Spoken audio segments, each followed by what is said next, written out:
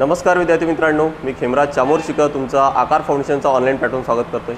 आज आपण कंबाईनचा 2019चा पेपर होता, त्यामध्ये सर्व सायन्सचे प्रश्न डिटेल एक्सप्लेनेशन सोबत आन्सर्स घेणार आहोत। त्याचे काय आहे तर त्याचं पूर्ण डिटेल एक्सप्लेनेशन घेऊ, म्हणजे तुम्हाला समजायला सोपं जाईल। आणि काय तर पुढे जर अजून काही सिमिलर प्रश्न आलेत किंवा आयोगाचा पॅटर्न नेमका कसा आहे, प्रश्न कसे विचारतात, हे सगळे मुद्दे क्लिअर होतील। ठीक आहे, बघा पेपर कोणता आहे परत एकदा सांगतोय की 2019चा आहे, महाराष्ट्र दुय्यम सेवा गट ब। ठीक आहे, 2019चा पेपर आहे। बघा पहिला प्रश्न काय होता, पावसाळ्यात आकाशात दिसणारे सुंदर सप्तरंगी इंद्रधनुष्य खालीलपैकी कोणत्या नैसर्गिक घटनांचा परिणाम आहे। हा टॉपिक कोणता आहे तर लाईट या टॉपिकवरचा प्रश्न आहे, फिजिक्समधला सर्वात इम्पॉर्टंट। दरवर्षी प्रश्न असतो, यामध्ये दरवर्षी लाईटवर प्रश्न असतो, म्हणजे एखाद वर्षी कदाचित सुटला असेल पण ऑन एन ॲव्हरेज तुम्हाला एक तरी प्रश्न या लाईट या टॉपिकवर मिळतो। फिजिक्समधला सर्वात मोठा टॉपिक आहे। काय म्हटले की इथं जो इंद्रधनुष्य आहे रेनबो, त्याच्या मागे कोणते प्रॉपर्टीज आहेत। तर इंद्रधनुष्य आपल्याला माहिती आहे की ज्यावेळेस पाऊस पडून गेला आहे आणि काय तर थोडं मॉइश्चर पाण्याचे पार्टिकल्स जर हवेमध्ये आहे तर अशा वेळेस आपल्याला काय तर मग इंद्रधनुष्य पाहायला मिळतो। काय होतं की पाऊस पडून गेल्यानंतर हवेमध्ये असे पाण्याचे पार्टिकल्स असतात, सूर्यापासून सूर्यकिरण येतो आणि त्यानंतर काय तर तो लाईट रे आतमध्ये जातो। बघा की ज्या वेळेस तो लाईट रे जो येतोय तो पाण्याच्या पार्टिकलच्या आतमध्ये जाणार, म्हणजे या ठिकाणी हवेचा मीडियम आहे आणि पाण्याचा मीडियम आहे, तर मीडियम चेंज झाल्यामुळे नेहमी लक्षात ठेवायचं आहे की रिफ्रॅक्शन होणार आहे, ज्याला आपण अपवर्तन म्हणतो। रिफ्रॅक्शन होणार आहे ज्याला अपवर्तन म्हणतो। त्यानंतर तो आतमध्ये गेल्यानंतर काय होतं तर तो आपल्या वेगवेगळ्या 7 रंगांमध्ये वेगवेगळा होतो, ज्यामध्ये कोणते तर ते विब्ज्योर जे 7 रंग असतात त्या 7 रंगांमध्ये वेगळं होणार आहे, ज्याला डिस्पर्शन म्हटलं जातं, ज्याला अपस्करण म्हणतात मराठीमध्ये। नेक्स्ट तो पूर्ण त्याच मीडियममध्ये परत येतो, त्यामुळे त्याला इंटरनल रिफ्लेक्शन म्हटलं जातं किंवा त्याला टोटल इंटरनल रिफ्लेक्शन म्हणतात। शाळेच्या पुस्तकांमध्ये लक्षात ठेवा, इथं फक्त इंटरनल रिफ्लेक्शन एवढंच नाव दिलेलं आहे, त्यामुळे आपण तेवढंच लक्षात ठेवू की इंटरनल रिफ्लेक्शन होतं, म्हणजेच काय की त्याच मीडियममध्ये तो परावर्तित होतो। रिफ्लेक्शन म्हणजे काय तर परावर्तित होतो। आणि त्यानंतर तो आल्यानंतर मग परत काय तर इथं पाण्याचं पार्टिकल आहे आणि या ठिकाणी काय तर हवा आहे, म्हणजे परत मीडियम चेंज होणार आणि होणार काय तर मीडियम चेंज झाल्यामुळे रिफ्रॅक्शन होईल आणि या बाजूला आपल्याला तो जो इंद्रधनुष्य आहे तो पाहायला मिळेल। म्हणजे यामध्ये आपल्याला लक्षात येतं की काय काय झाले तर बघा, रिफ्रॅक्शन झाले, डिस्पर्शन झाले आणि इंटरनल रिफ्लेक्शन झाले। रिफ्रॅक्शन जो परत तोच आहे, म्हणजे या 3 प्रॉपर्टीशिवाय इंद्रधनुष्य बनणं शक्य नाही आहे ना। कारण आपल्याला कदाचित या 19च्या वेळेस हा ज्यावेळेस प्रश्न आला होता, कदाचित विद्यार्थ्यांनी फक्त डिस्पर्शन मार्क केलं असेल काही विद्यार्थ्यांनी, कारण इंद्रधनुष्य होण्यामागे कारण काय, म्हणजे 7 रंग होण्यामागे कारण आहे तो डिस्पर्शन। पण एवढा डिटेल अभ्यास जनरली कोणी करत नाहीत किंवा थोडा आपल्याला सवय असते वरून अभ्यास करायचं, त्यामुळे इंद्रधनुष्य म्हटलं की प्रॉपर्टी काय की 7 रंग दिसतात। 7 रंग कशामुळे तर डिस्पर्शनमुळे। तर फक्त डिस्पर्शन नाही आहे हे लक्षात ठेवायचं आहे, त्यामध्ये अपवर्तन पण आहे, अपस्करण पण आहे आणि अंतर्गत परावर्तन पण आहे, म्हणजे रिफ्रॅक्शन, डिस्पर्शन आणि इंटरनल रिफ्लेक्शन। एक्सटर्नल रिफ्लेक्शन राहत नाही याच्यामध्ये किंवा असा कुठला कॉन्सेप्ट पण नाही आहे। सो आन्सर लक्षात ठेवा, ABC आन्सर येणार आहे। ABC जो सेकंड पर्याय आहे तो दिलेला। ठीक आहे, नेक्स्ट पुढचा प्रश्न घेऊ आपण। बघा काय आहे, खालीलपैकी कोणते विधाने ध्वनीसाठी बरोबर आहेत। साऊंडसाठी परत एक इम्पॉर्टंट फिजिक्समधला टॉपिक आहे। साऊंडसाठी कोणकोणते विधान जे दिले आहेत ते बरोबर आहे। पहिला आहे की ध्वनी हा अवतरंग आहे, ज्याला ट्रान्सव्हर्स वेव्ह म्हणतात, तर एक्झॅक्टली ते बरोबर आहे। कारण वेव्हचे मेकॅनिकल वेव्हचे 2 प्रकार पडतात, लॉन्जिट्युडनल आणि काय तर त्यानंतर आहे ट्रान्सफर। सॉरी, हा जो आहे साऊंड वेव्ह आहे ट्रान्सफर्स नाही, तर हा लॉन्जिट्युडिनल आहे, म्हणजे काय तर अवतरंग नाही तर अणुतरंग आहे, त्यामुळे पहिला आहे तो चुकीचा असणार आहे। अणुतरंग आणि अवतरंग म्हणजे लॉन्जिट्युडिनल आणि ट्रान्सफर्समध्ये 2 फरक काय आहे तर बघा की ज्या वेळेस वेव्हची डायरेक्शन, प्रोपगेट होण्याची डायरेक्शन आणि पार्टिकलच्या व्हायब्रेशनची डायरेक्शन जर ती सेम आहे किंवा पॅरेलल आहे, त्याला आपण लॉन्जिट्युडिनल म्हणतो किंवा त्याला आपण अणुतरंग म्हणतो। म्हणजेच असे जर हवेचे पार्टिकल्स आहेत तर ते काय होणार तर व्हायब्रेट होणार आणि ते परत पुढच्याला एनर्जी देऊन परत पुढच्याला एनर्जी देत असं पुढे जाणार आहे। तर वेव्ह आहे ती पुढे जाईल आणि त्यासोबत त्याची व्हायब्रेशनची डायरेक्शन पण तीच आहे। असं जर असेल त्याला लॉन्जिट्युडिनल म्हटलं जातं। आणि जर हे असं जर असेल, म्हणजे त्याला पाण्याचं आपण एक्झाम्पल घेऊ की वर खाली काय तर व्हायब्रेशन होतं आणि पुढे जात आहे, याला आपण ट्रान्सफर्स वेव्ह म्हणत असतो। तर साऊंड कसं आहे तर हे लॉन्जिट्युडिनल आहे, हे असं एकमेकांना हवेचे पार्टिकल्स त्यांना एनर्जी देत पुढे जातं। सो ते ट्रान्सफर्स आहे का, ते ट्रान्सफर्स नाही आहे, ते अवतरंग नाही। नेक्स्ट, ऐकू येणाऱ्या ध्वनी तरंगाची वारंवारिता 20 किलोहर्ट्ज आणि त्यापेक्षा अधिक असते, हे चुकीचं आहे। कारण लक्षात ठेवायचं की ह्युमन आयला, ज्याला आपण ऑडिबल साऊंड म्हणतो, की इयरला, मानवी कानाला जो आवाज ऐकू येतो त्याची फ्रिक्वेन्सी नेहमी लक्षात ठेवायची आहे। यावर न्यूमरिकल सुद्धा विचारलंय की ते 20 ते 20,000 हर्ट्झपर्यंत, 20 पासून 20,000 हर्ट्झ या रेंजमधलीच फ्रिक्वेन्सी आपल्याला ऐकू येते, यापेक्षा कमी किंवा यापेक्षा जास्त ऐकू येत नाही। इथं काय दिले तर 20 आणि या 20,000ला मी 20 किलो हर्ट्झ सुद्धा लिहू शकतो। 20 हर्ट्झ पासून 20 किलो हर्ट्झ पर्यंत, म्हणजेच काय या 20,000 हर्ट्झला 20 किलो हर्ट्झ म्हणून इथं काय म्हटलंय 20 किलो हर्ट्ज आणि त्यापेक्षा अधिक, त्यापेक्षा याच्यापेक्षा अधिक आहे ते पॉसिबल नाही. ते 20,000 हर्ट्ज पर्यंत 20,000 किलो हर्ट्ज पर्यंत काय तर ते पॉसिबल आहे. ध्वनी तरंगाच्या प्रसारणाची माध्यमाची आवश्यकता असते. एक्झॅक्टली आता सांगितलं मी तुम्हाला की लॉन्जिट्युडनल आणि ट्रान्सफर्स अनुतरंग आणि अवतरंग हे दोन्ही पण मेकॅनिकल वेव्हचेच प्रकार आहे, यांत्रिक तरंगाचे प्रकार. आणि यांत्रिक तरंग त्यालाच म्हणतात ज्याला माध्यमाशिवाय ते प्रोपोगेट होणार नाही. म्हणजे आपल्या एखाद्या रूममध्ये जर व्हॅक्यूम आहे आणि तुम्ही ती कितीही बोलले तर अशा वेळेस तिथून आहे हवा आहे ती आवाज आहे तो काय तर तो जाणार नाही आहे, प्रोपोगेट होणार नाही आहे, तो एका दुसऱ्या ठिकाणी जाणार नाही आहे, त्याला माध्यम लागतंच. त्यामुळे माध्यमाची आवश्यकता असते, ते बरोबर आहे. आणि त्यानंतर चौथा पर्याय फारच सोपी होता की अनियतकालिक ध्वनी तरंगांना गोंधळ म्हणतात. एक्झॅक्टली जो प्रॉपर आवाज येत नाही आहे सगळं गोंधळ आहे, अनियतकालिक आहे. जर मी प्रॉपर पॉज घेऊन बोलतोय किंवा शब्द बरोबर उच्चारतोय म्हणून काय तर आपल्याला त्याला म्हणू की आपण तो प्रॉपर आवाज आहे म्हणून. पण असेच 10 लकस जर बोलले तर त्याला आपण काय म्हणू की अनियतकालिक आवाज आहे आणि त्यालाच तर आपण गोंधळ म्हणतो. सो हा सुद्धा काय तर बरोबर आहे. सो आन्सर येणार काय तर सी अँड डी, सी आणि डी योग्य आहे. नेक्स्ट पुढचा प्रश्न काय होता तो बघा की खालील विधाने विचारात घ्या. परत एक लाईटवरचाच प्रश्न आहे. प्रकाश किरणे हा पारदर्शक माध्यमातून दुसऱ्या पारदर्शक माध्यमात जाताना मार्ग बदलतो. एक्झॅक्टली मगाशी पण आला होता ज्यावेळेस रिफ्रॅक्शन होतं, इंद्रधनुष्यामध्ये सर्वात आधी रिफ्रॅक्शन होतं, तर त्यावेळेस पण आपण बघितलं होता की एअरमधून पाण्याच्या पार्टिकलमध्ये काय तर लाईट गेला होता. इथं पण तेच दिले बघा. इथे एक्झाम्पल आपण कन्सिडर करू की हा लाईट रे, सपोज हा एअर आहे आणि इथं ग्लास किंवा पाणी असं इमॅजिन करा जो पारदर्शक आहे. हा लाईट रे आला तर हा लाईट रे असा सरळ न जाता थोडासा बेंड झाला. परत इथून ज्यावेळेस इकडे येताना हा सरळ न जाता थोडासा असा बेंड झाला. हा असा बेंड होतो ज्या ज्या वेळेस माध्यम बदलतो त्या त्यावेळेस काय तर लाईटचा जो आपला मार्ग आहे ना तो बदलत असतो. रिझन काय लक्षात ठेवायचे की या ठिकाणी लाईटचा जो स्पीड आहे एअरमध्ये तो वेगळा आहे, या ग्लासमध्ये काय तर तो वेगळा आहे आणि तो वेगवेगळा असल्यामुळे काय तर तो आपला मार्ग बदलतो. वेगवेगळा असल्यामुळे लक्षात ठेवायचे की तो आपला काय तर मार्ग बदलत असतो. सो त्यामुळे प्रकाश किरण एका पारदर्शक माध्यमात दुसऱ्या पारदर्शक माध्यमात मार्ग बदलतो, ते बरोबर आहे. वेगवेगळ्या माध्यमामध्ये प्रकाशाचा वेग वेगवेगळा असतो, तो पण काय तर बरोबर आहे. इव्हन आपल्याला हे पण म्हणता येईल की याचा कारणच आहे हा. सो इथं बघा की काय काय पर्याय दिले. विधान ए सत्य असून त्याचे योग्य स्पष्टीकरण बी आहे. एक्झॅक्टली तो स्पष्टीकरणच दिलेला आहे. लक्षात ठेवायचे की ज्यावेळेस रिफ्रॅक्शन होणार आहे म्हणजेच काय तर माध्यम बदलणार आहे त्यावेळेस काय तर लाईट आहे आपला माध्यम बदलणार आहे, त्यालाच काय तर मार्ग आहे तो बदलणार आहे, म्हणजे त्यालाच आपण काय तर रिफ्रॅक्शन म्हणत असतो, त्यालाच आपण अपवर्तन म्हणतो. नेक्स्ट, अणूच्या तिसऱ्या कक्षेत जास्तीत जास्त रिकामी जागा इलेक्ट्रॉन असू शकतात. आता एखादी ॲटम आहे तर ॲटमचा स्ट्रक्चर आपल्याला माहीत असायला पाहिजे की त्याचा न्यूक्लियस असतो ज्यामध्ये प्रोटॉन आणि न्यूट्रॉन असतात. प्रोटॉन पॉझिटिव्हली चार्ज असतात, न्यूट्रॉन आहे ते निगेटिव्हली चार्ज असतात आणि इलेक्ट्रॉन आहेत हे असे ऑर्बिटमध्ये फिरत राहतात. आता हे ऑर्बिटमध्ये फिरत राहतात हे सांगितलं होतं बोरने, पण हे सुद्धा लक्षात ठेवायचे की या प्रत्येक ऑर्बिटचे एक मॅक्झिमम लिमिट आहे, त्यापेक्षा ते जास्त राहू शकत नाही. मग ते लिमिट किती आहे लक्षात घ्या की या ऑर्बिटला मी n=1 म्हणतोय, या ऑर्बिटला n=2 म्हणतोय, या ऑर्बिटला n=3 म्हणतोय. याला लिहिताना सुद्धा याला अजून नाव आहेत KLM, परत चौथी काळा तर n होणार, n=4 होणार. या प्रत्येक ऑर्बिटमध्ये एक मॅक्झिमम किती इलेक्ट्रॉन राहू शकतात त्यासाठी फॉर्म्युला काय तर हा इथं दिलाय 2n². सो इथं n जर 1 असेल म्हणजे पहिलं ऑर्बिट तर अशा वेळेस काय तर इथं यांच्या जागी 1² × 2. सो 1² 1 × 2 किती येणार तर 2 राहणार मॅक्झिमम. जर दुसऱ्या ऑर्बिटमध्ये जर बघितलं तर 2चा वर्ग गुणाकारामध्ये 2 म्हणजे किती झाले तर 8 झालेत. तिसऱ्या ऑर्बिटमध्ये किती राहणार तर 3चा वर्ग 9 गुणाकारामध्ये 2 म्हणजे किती झाले तर 18 झाले. चौथ्या ऑर्बिटमध्ये किती येणार तर 4चा वर्ग 16 गुणाकारामध्ये 2 म्हणजे किती झाले तर 32. आपल्याला विचारले तिसऱ्या कक्षेमध्ये ते किती आहे तर 18 आहेत.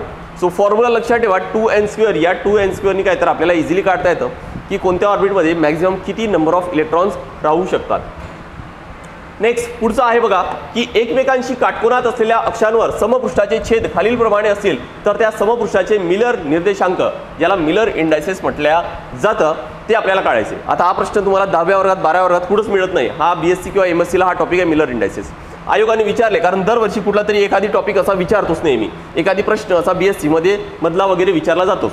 कारण आपल्याला पेपरमध्ये किंवा जो नोटिफिकेशन येतं सिलेबस येतं त्यामध्ये दिलेला असतो की दर्जा आपला पदवी असतो म्हणून. सो एकाच प्रश्न असा आयोग टाकत आहे. तर बघा यामध्ये थोडक्यात सांगतो की मिलर इंडायसेस काय आहे की जर पुढे जर प्रश्न आला तर परत चुकायला नाही पाहिजे. की सपोज एखादी सॉलिडचा जर प्लेन जर घेतला मी तर त्यामधले पार्टिकल्स आपण सॉलिडचे असे कन्सिडर करू, हे असे सॉलिडचे पार्टिकल्स कन्सिडर करू. कारण सॉलिडमध्ये काय असतात तर पार्टिकल्स असे जवळ अरेंज असतात.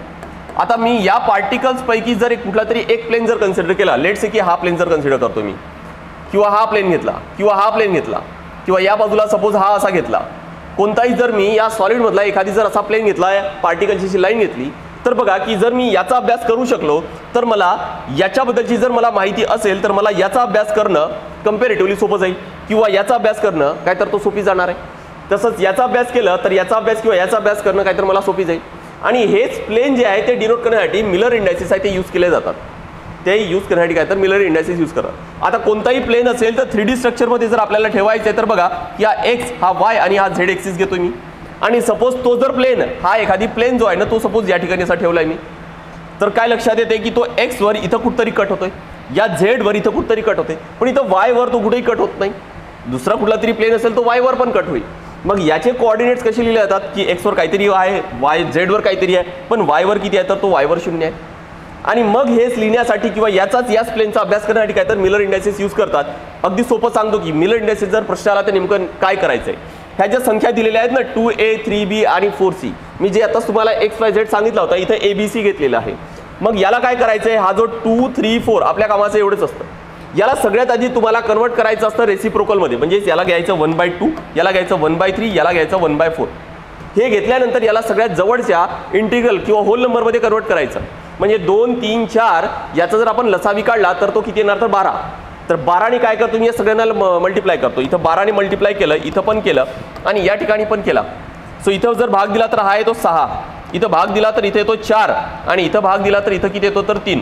सो आपला आन्सर जो मिलर इंडायसिस आहे तो लिहिला काय जातो तर बघा की 6 4 3. म्हणजे एखाद्या प्लेन बद्दलची ही जर माहिती दिली असेल तर त्यावरून मिलर इंडायसिस या पद्धतीने लिहायचं आहे. सो 6 4 3 हा आन्सर असतो. जर हे जरी कन्फ्यूज होत असेल तर अगदी सोपं सांगतो ते पण शॉर्टकट कसं काढता येईल बघा. आपला आन्सर तर 6 4 3 आहे, इथं 2 आणि 6 यांचा गुणाकार येतो 12, 3 आणि 4 12 आणि 4 आणि 3 12. सो असं ज्या ठिकाणी येत असेल गुणाकार सारखा सारखा जर येत असेल सगळ्यांचा गुणाकार सारखा, बस त्याला मार्क करून यायचे. ठीक आहे. जर मिलर इंडायसिसवर यानंतर जर प्रश्न आला तर लक्षात घ्या की लगेच काही सेकंदात कसं तुम्हाला सॉल्व्ह करता येईल. नेक्स्ट पुढचा प्रश्न परत एक बघा, थोडासा टफ होता कारण न्यूमरिकल आहे आणि तो पण केमिस्ट्रीवर आहे.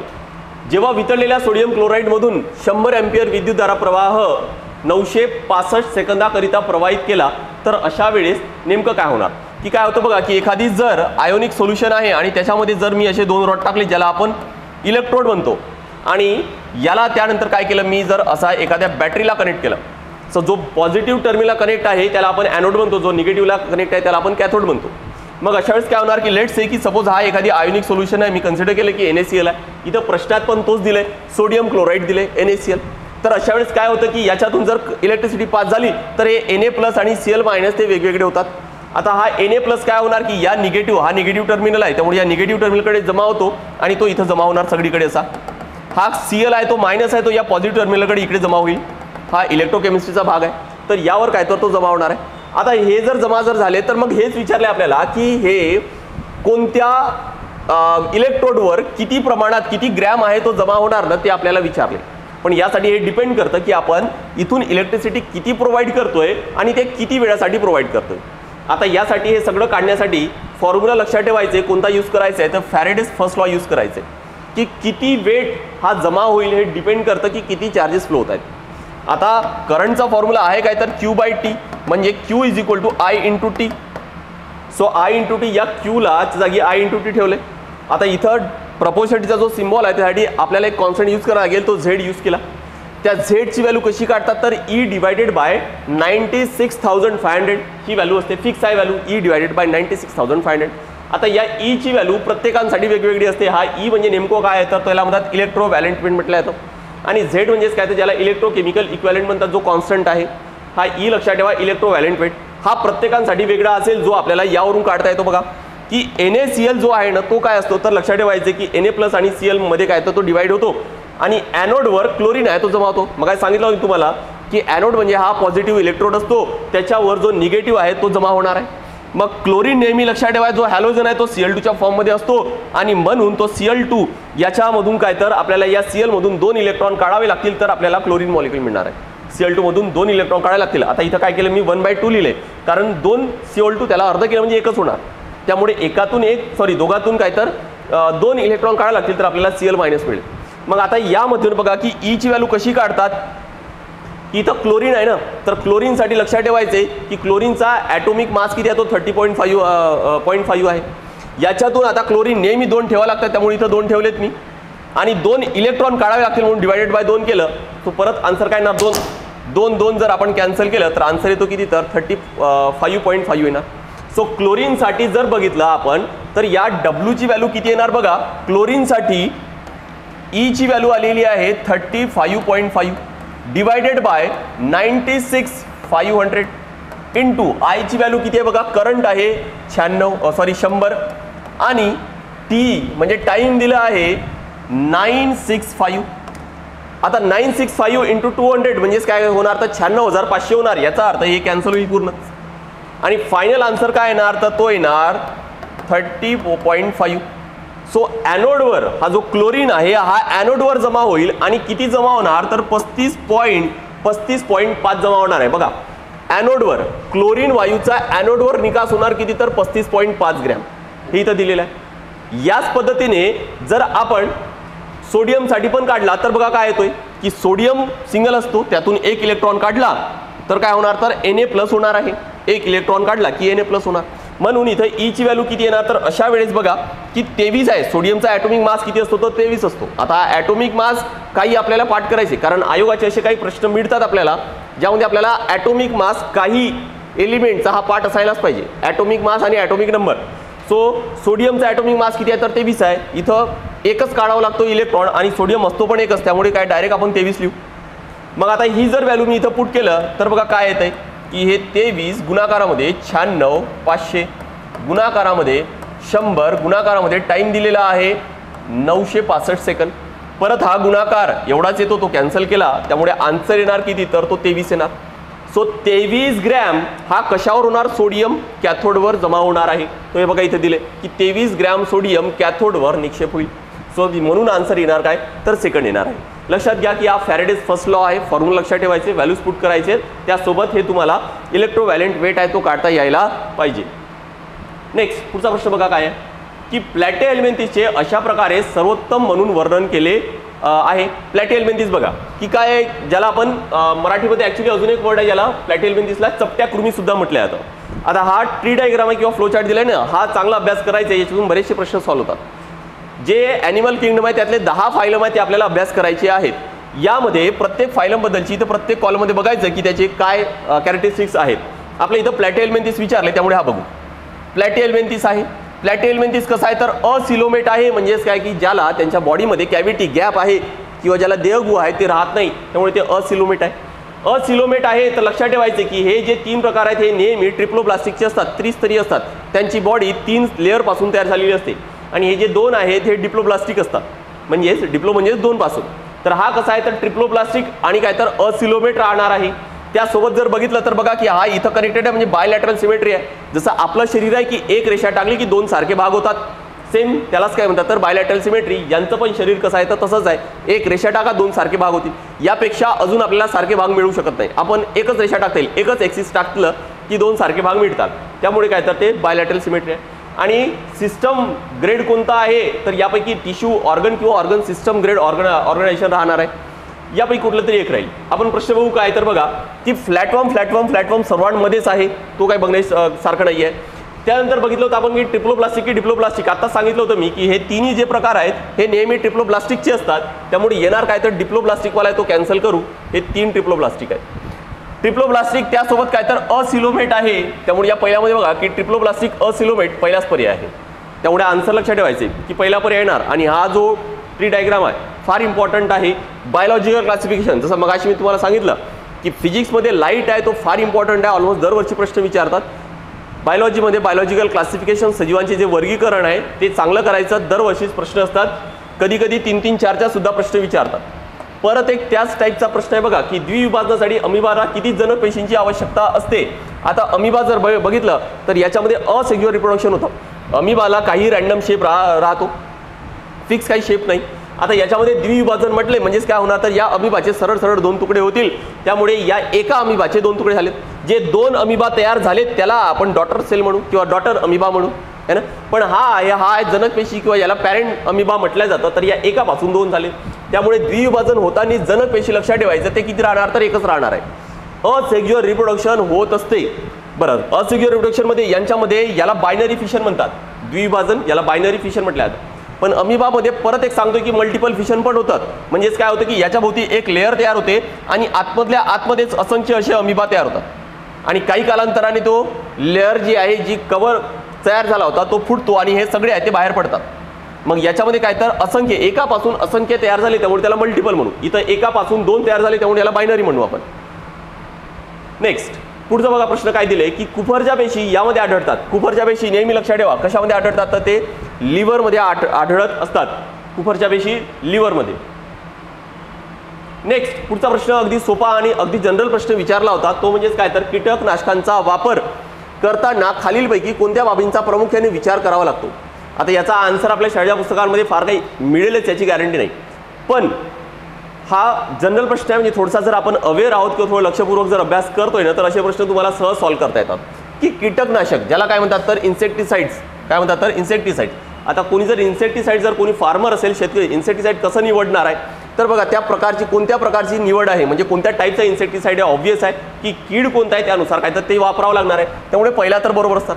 कीटकनाशकांची कार्यक्षमता की ते इफिशियंट किती आहेत है ना, की जास्त वापरावं लागते की कमी वापरावं लागतो. कमी वापरून जर आपल्याला जास्त इफेक्ट भेटत असेल तर मग चांगला आहे, म्हणून काय तर कार्यक्षमता पण बघावं लागणार आहे. त्यासोबत त्याची मात्रा किती वापरायची आहे, किती प्रमाणात तो वापरायचा आहे ते पण मॅटर करतं. पण कीटकनाशकांचा रंग हे बघण्याची गरज नाही. जर ते इफेक्टिव्ह असेल तर कीटकनाशक रंग आहे याच्यामुळे काही कीटकनाशक चांगला किंवा वाईट आहे हा डिसाईड होणार नाही आहे. सो आन्सर हा येणार नाही. आन्सर येणार काय तर ABC फक्त काय तर योग्य असणार आहे. ठीक आहे. नेक्स्ट पुढचा प्रश्न बघा की खालीलपैकी वनस्पतीमध्ये कोणत्या मूलद्रव्य त्याच्या कार्याशी चुकीच्या पद्धतीने जोडलाय. चुकीच्या म्हटलंय, चुकीच्या पद्धतीने जोडलेलं आहे ते काळा विचारलंय. आता हा प्रश्न कशाचा आहे तर हा बायोलॉजीचा प्रश्न आहे, सॉरी बॉटनीचा. हा प्रश्न कशाचा आहे तर हा बॉटनी म्हणजेच वनस्पतीशास्त्रामधला प्रश्न आहे. वनस्पती बॉटनीमध्ये तुम्हाला 2 कॉन्सेप्ट सांगतोय मी, नीट अभ्यास करून ठेवायचे. एक म्हणजे काय की हा न्यूट्रिशन अभ्यास करायचे, दुसरा म्हणजेच काय तर ज्यामध्ये प्लांट डिसीजेस आहेत ना ते चांगले अभ्यास करून ठेवायचे. हा फॅक्च्युअल कंटेंट आहे आणि तो बऱ्याचदा विचारतात. फॅक्च्युअल कंटेंट आहे आणि तो बऱ्याचदा विचारला जातो. इथं पण हा न्यूट्रिशनवर विचारलेला आहे की नत्र म्हणजे काय की नायट्रोजन. लक्षात ठेवायचे की ते कंपोनंट ऑफ न्यूक्लिक ॲसिड्स आहे. न्यूक्लिक ॲसिड म्हणजे काय, ज्याला आपण DNA आणि RNA म्हणतो. त्यानंतर प्रोटीन पण आहे, हॉर्मोन आणि कोएन्झाइम्स हे सगळेच बनवतात नायट्रोजनपासून. मॅग्नेशियम लक्षात ठेवायचे की क्लोरोफिलपासून बनवलं जातं. म्हणजे क्लोरोफिलचा जो स्ट्रक्चर बघितला त्याहून तुम्हाला मॅग्नेशियम सापडतो. फॉस्फरस न्यूक्लिक ॲसिडमध्ये पण आहे, ATP आणि कोएन्झाइम्समध्ये पण आहे. पण सल्फर हा न्यूक्लिक ॲसिडमध्ये सापडत नाही. हा DNA आणि RNA मध्ये सल्फर राहत नाही, हे लक्षात ठेवायचे. बरं, याचा आन्सर म्हणजे चौथा तर येईल, पण इथं मी एक्स्ट्रा काही नोट दिलेले आहेत. याचं जमेल तर स्क्रीनशॉट काढून ठेवा, फार इम्पॉर्टंट आहे की तर मॅग्नेशियम, सल्फर, नायट्रोजन, फॉस्फरस कुठं कुठं आढळतात, त्याचे फंक्शन्स काय आहेत. फॅक्च्युअल कंटेंट आहे त्यामुळे बऱ्यापैकी काय तर तुम्हाला पाठच करायचा आहे. हा थोडा जर तुम्ही DNA RNAचा स्ट्रक्चर बघितला किंवा प्रोटीन, मॅग्नेशियम, क्लोरोफिल यांचा स्ट्रक्चर बघितला तर काही लक्षात ठेवायला अजून जास्त सोपी जातात ते. ठीक आहे, पण हे लक्षात ठेवायचे किंवा मग असं नोट्स काढायचे की DNA मध्ये काय काय सापडतो, कोणकोणते एलिमेंट्स आहेत, कोणकोणते न्यूट्रिशन आहेत हे बघायचे. नेक्स्ट पुढचा प्रश्न काय तर बघा, रिकामी जागा हे सूक्ष्मजीवाणू एकदल वनस्पतींमध्ये असहजीवी नत्र स्थिरीकरणास उपयुक्त आहे. नत्र स्थिरीकरण म्हणजे काय की ज्याला नायट्रोजन फिक्सेशन म्हणतात. पूर्ण एअरमध्ये जर बघितलं तर नायट्रोजनचं प्रमाण सर्वात जास्त आहे, पण आपल्याला नायट्रोजनची गरज आहे, झाडांना पण आहे. पण आपण किंवा झाड हे डायरेक्ट नायट्रोजन घेऊ शकत नाही आणि म्हणून हा जो नायट्रोजन आहे याचा कन्व्हर्जन आधी आपल्याला नायट्रोजनपासून बनणाऱ्या कुठल्या तरी कंपाऊंडमध्ये करावा लागतो, ज्याला नायट्रोजन फिक्सेशन म्हणतात. म्हणजे तो कदाचित नायट्राइट, नायट्रेट, नायट्रोजन ऑक्साईड किंवा अमोनिया यामध्ये ते कन्वर्ट होईल, युरियामध्ये कन्वर्ट होईल आणि मग काय तर ते प्लांटद्वारे किंवा ॲनिमलद्वारे घेतलं जाणार. जनरली ते प्लांटद्वारे घेतलं जातं. त्यामुळे या नायट्रोजनचा कन्वर्ट नायट्रोजनपासून बनणाऱ्या कंपाऊंडमध्ये केला जातो, त्यालाच नायट्रोजन फिक्सेशन म्हणतात. मग हे कसं होतं, एक आहे ते म्हणजेच काय तर बायोलॉजिकल, म्हणजे काय तर ज्यामध्ये बॅक्टेरिया आहेत, काही बॅक्टेरिया हे याला याच्यामध्ये कन्वर्ट करतील किंवा मग काही ज्याला आपण काय म्हणू की अबायोटिक फॅक्टर्स आहेत, म्हणजे ज्याच्यामध्ये जीव इन्व्हॉल्व नाही आहे. जसं वीज चमकते ना त्यावेळेस काय तर नायट्रोजनचा कन्व्हर्जन नायट्रोजनपासून बनणाऱ्या कंपाऊंडमध्ये होतो. तर त्यामुळे लक्षात आहे अबायोटिक फॅक्टर झालं. पण बायोटिक फॅक्टरमध्ये लक्षात ठेवायचे की ते फक्त काय आहेत तर ते फक्त बॅक्टेरिया आहेत. मग कोणकोणते बॅक्टेरिया आहेत, 2 बॅक्टेरियाचे नाव लक्षात ठेवायचे आहेत. ते इथं सांगतोय बघा की 2 बॅक्टेरिया, एक असतात काय तर सिम्बायोटिक बॅक्टेरिया आणि दुसरं असतात काय तर असिम्बायोटिक बॅक्टेरिया. सिम्बायोटिक बॅक्टेरिया म्हणजेच काय की ज्यांचा फायदा म्हणजे झाडांच्या त्या मुळांच्या गाठीमध्ये राहतात. जर तुमच्याकडे शेती आहे, कडधान्य लावत आहे तर त्यांच्या झाडांच्या मुळांच्या गाठी असतात, त्यामध्ये बघायचं की असतं काय तर थोडा रेड कलरचं जे हिमोग्लोबिनमुळे होतं किंवा ज्याला रेड हिमोग्लोबिन म्हणतात त्याच्यामुळे होतं ते. तर ते जे बॅक्टेरिया आहेत त्या मुळांमध्ये राहतात, ज्यामुळे काय होणार की त्याचा फायदा त्या झाडांना पण होतो आणि झाडांचा फायदा त्या बॅक्टेरियाला पण होतो, अशा बॅक्टेरियाला सिम्बायोटिक म्हणतात. आणि असिम्बायोटिक म्हणजेच काय की त्या बॅक्टेरियाचा फायदा तर झाडाला होईल पण झाडाचा फायदा बॅक्टेरियाला होणार नाही.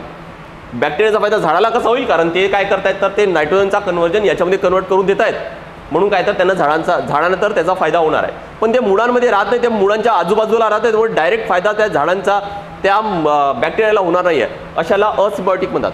याचा एक्झाम्पल लक्षात ठेवायचे तो म्हणजे कोणता, तर तो आहे अझोटोबॅक्टर. असिम्बायोटिक किंवा नॉन सिम्बायोटिक याचा एक्झाम्पल लक्षात ठेवायचे अझोटोबॅक्टर. आणि सिम्बायोटिकचा एक्झाम्पल लक्षात ठेवायचे तुम्हाला रायझोबियम. ठीक आहे, तर हे दोन एक्झाम्पल लक्षात ठेवायचे फार इम्पॉर्टंट आहे. इथं आपल्याला असहजीवी म्हटले म्हणजे असिम्बायोटिक विचारले किंवा नॉन सिम्बायोटिक, मला वाटतं इथं नॉन सिम्बायोटिक हा वर्ड सॉरी असिम्बायोटिकच यूज केलाय. बरं, कसं लक्षात ठेवता येईल तुम्हाला, ए आहे आणि इथं ए आहे, हे बघा ए यावरून लक्षात ठेवता येईल की असिम्बायोटिक मीन्स अझोटोबॅक्टर आणि सिम्बायोटिक कोणता तर उरलेला म्हणजे काय तर रायझोबियम. सो या प्रश्नाचा आन्सर येणार फर्स्ट. पुढचा बघा प्रश्न काय दिलाय, जास्त पौष्टिक अन्नपदार्थ शरीरास रिकामी जागा प्रदान करतात. आता जास्त पौष्टिक अन्नपदार्थ म्हटलं तर बघा बरेच जण याच्यामध्ये पण कन्फ्यूज झाले असतील, पण जे थोडेसे हेल्थ कॉन्शियस आहेत, थोडेसे हेल्थबद्दल अवेअर आहेत, त्यांना एवढं माहीत असेल की आपण जो काही जेवण करतो किंवा आपला जो डाएट आहे याच्यामध्ये कार्बोहायड्रेट्स किंवा फॅटचं प्रमाण हा गरजेपेक्षा जास्त आहे. म्हणजे आपण एनर्जी ही गरजेपेक्षा जास्त घेत असतो, तेवढ्या एनर्जीची आपल्याला गरज राहत नाही आणि म्हणून काय होतं तर आपल्या शरीरामध्ये ते स्टोअर होत जातं, जे आपल्याला काय तर मग वजन वाढेल किंवा दुसरे कुठले काही प्रॉब्लेम्स आहेत ते क्रिएट करतात. पण त्यासोबतच जे मायक्रोन्यूट्रिएंट्स आहेत जे कमी प्रमाणात आपल्याला घ्यायला पाहिजे ते आपण गरजेपेक्षा फार कमी घेतो. म्हणजे जसं फॉर एक्झाम्पल विटॅमिन आहे किंवा कोणते तरी मिनरल्स आहेत, त्यांचं प्रमाण आपल्या शरीरामध्ये फार कमी असतं किंवा आपला इंटेक आहे, कारण आपण सलाड वगैरे आहे किंवा हिरवे भाज्या आहेत हे थोड्या कमी प्रमाणात घेतो. पण आहे काय तर गरज त्याची ॲक्च्युली जे इंटेक आहे तो वाढवण्याची गरज आहे आणि जर ते आपण वाढवला तर त्यालाच आपण काय तर पौष्टिक अन्नपदार्थ म्हणतो. आणि म्हणून लक्षात ठेवा की आपल्याला जास्त पौष्टिक अन्नपदार्थ कशाला म्हणू आपण, की ज्याच्यामध्ये कमी कॅलरीज आहेत, ज्यामध्ये कमी कॅलरीज म्हणजेच काय की जसं कार्बोहायड्रेट्स फॅट्स आहे यामध्ये काय तर कॅलरीज जास्त आहे ते आपल्याला कमी करावे लागेल, कारण तेवढ्या कॅलरीजची आपल्याला गरज राहत नाही, पण आपण तेव्हा गरजेपेक्षा जास्त प्रमाणात काय तर कॅलरीज घेत असतो है ना. कारण आता एकतर लाईफस्टाईल जी चेंजेस आहे ती थोडी झालेली आहे, कारण आपला बऱ्याच लोकांचा जो काम आहे तो बैठे काम आहे, बसून काम करावं लागतो, तेवढी एनर्जी गरज पडत नाही. आणि सर्वसाधारण जास्त प्रमाणात काय तर जीवनसत्व आणि खनिजे आहे ज्याला सूक्ष्म पोषक घटक म्हणतात, मायक्रो न्यूट्रिएंट म्हटलं जातं, ते जास्त प्रमाणात घ्यायची गरज आहे. म्हणून आन्सर येणार काय तर सेकंड आहे, हे लक्षात ठेवायचे. ठीक आहे, यामध्ये कन्फ्यूज होऊ नका. जास्त पौष्टिक अन्नपदार्थ म्हणजेच काय की ज्यामध्ये कॅलरी कमी आणि बाकी जे मायक्रो न्यूट्रिएंट्स आहेत ते जास्त प्रमाणात घ्यायचे आहेत. नेक्स्ट, डॉट्स कार्यक्रम हा खालीलपैकी कुठल्या राष्ट्रीय कार्यक्रमाचा महत्त्वाचा भाग आहे. बघा डॉट्स, जर याचा अवेअरनेस तुम्ही जर 8-10 वर्ष आधी जर बघितलं असेल तर डॉट्सबद्दलची अवेअरनेस खूप जास्त होतं. म्हणजे जर आता इथून 4-5 वर्ष आधी पोलिओचं जेवढं होतं, पोलिओचं पण अवेअरनेस आधीपेक्षा आता कमी झालं आहे. का, कारण तो भारतातून इरॅडिकेट झाला आहे. सिमिलरली डॉट्स हा प्रोग्राम आहे कशाशी रिलेटेड आहे तर डॉट्स म्हणजे काय तर directly observe treatment short course असं याचा काय तर लॉंग फॉर्म आहे. आणि हा जो डॉट्स जो प्रोग्राम होता हा लक्षात ठेवायचा आहे, हा कशासाठी होता तर TB साठी होता, ट्युबरक्युलोसिससाठी होता. जर तुम्ही सरकारी दवाखान्याच्या आजूबाजूला जर गेलेत तर तिथं तुम्हाला कदाचित डॉट्सबद्दलची माहिती आहे ती वाचायला मिळेल. तर तिथून आपल्याला ही माहिती मिळते किंवा हे कोणीतरी वाचून काढा की डॉट्सबद्दलची, की हा प्रोग्राम कशाबद्दलचा आहे तर TB बद्दल. म्हणून काय तर नॅशनल ट्युबरक्युलोसिस कंट्रोल प्रोग्राम याच्या अंडर काय तर डॉट्स प्रोग्राम येतो. नेक्स्ट, पुढचा प्रश्न काय तर खालीलपैकी कोणते रासायनिक पदार्थ चेता संवेदना वाहक आहे, ज्याला न्यूरोट्रान्समीटर आहे ते म्हटलं जातं, त्याला काय म्हणतात तर न्यूरोट्रान्समीटर म्हणून प्रमाणित केले आहेत चेता संवेदना वाहक. बघा काय आहे की ज्यावेळेस आपल्या शरीरातून ज्यावेळेस आपल्याला हात कोणतेही जे ज्ञानेंद्रिय आहे तिथून काय तर ब्रेनपर्यंत माहिती पाठवली जाते आणि मग ब्रेनपासून काय तर पूर्ण शरीराकडे वेगवेगळे ऑर्गन, मग ते इंटरनल असेल किंवा एक्सटर्नल असेल किंवा मग काय तर ते आपले जे ज्याला आपण ग्लँड्स म्हणतो त्या ग्लँड्सपर्यंत जे पाठवलं जातं, जी माहिती पाठवलं जातं ते कशाद्वारे पाठवलं जातं, ते नर्व्सद्वारे किंवा न्यूरॉनद्वारे काय तर ते पाठवले जातात. आता नर्व्सद्वारे पाठवले जातं तर हे नर्व्स एकमेकांना कनेक्ट करतात, कारण नर्व्स म्हणजे काय की हे एक पेशी आहे आणि ही पेशी एकमेकांना कनेक्टेड असतात. पण एका पेशीकडून दुसऱ्या पेशीकडे कशी माहिती पाठवली जाते तर त्यासाठी जो पदार्थ यूज होता किंवा जो ट्रान्सफर केला जातो एका पेशीकडून दुसऱ्या पेशीकडे त्याला न्यूरोट्रान्समीटर म्हटलं जातं. लक्षात ठेवायचे, त्याला न्यूरोट्रान्समीटर म्हणतात, चेता संवेदना वाहक म्हणतात. आता शाळेच्या पुस्तकांमध्ये याची एकाच ठिकाणी लिस्ट दिलेली नाही आहे, कारण प्रत्येकाचं कार्य वेगळं आणि ते कार्यानुसार काय त्यांची लिस्ट दिलेली आहे. इथं मी हे लिहूनच ठेवा की कोणकोणते न्यूरोट्रान्समीटर आहेत, हे पाठच करायचे आहेत, एवढेच आहेत, याच्या बाहेरचं जनरली विचारण्याची शक्यता फार कमी आहे. ठीक आहे, तर हे लक्षात ठेवायचे की एपिनफ्राईन आहे, नोरेपाइनफ्राईन आहे किंवा नॉर ॲड्रेनालाइन आहे, नॉर ॲड्रेनालिन आहे, सेरोटॉनिन आहे, गॅमा अमिनोब्युट्रिक आहे, ॲसिड आहे ज्याला गाबा सुद्धा म्हटलं जातं, ग्लुटामेट आहे, ऑक्सिटोसिन आहे, एंडॉर्फिन्स आहे, histamine, dopamine, adenosine, triphosphate, nitric oxide, carbon monoxide आणि ॲसिटिल कोलिन. एवढे काय तर लक्षात ठेवायचे आहेत, पाठ करायचे आहेत, ज्याला न्यूरोट्रान्समिटर म्हटलं जातं. आता इथं बघू आपण की प्रमाणित केले आहेत. बघा, ॲसिटिल कोलिन आणि गॅमा अमिनोब्युट्रिक ॲसिड तो आहे का? हां, ॲसिटिल कोलिन इथं दिलेलं आहे. आणि दुसरं काय तर गॅमा अमिनोब्युट्रिक ॲसिड ज्याला गाबा सुद्धा म्हणतात, तर हा बरोबर आहे.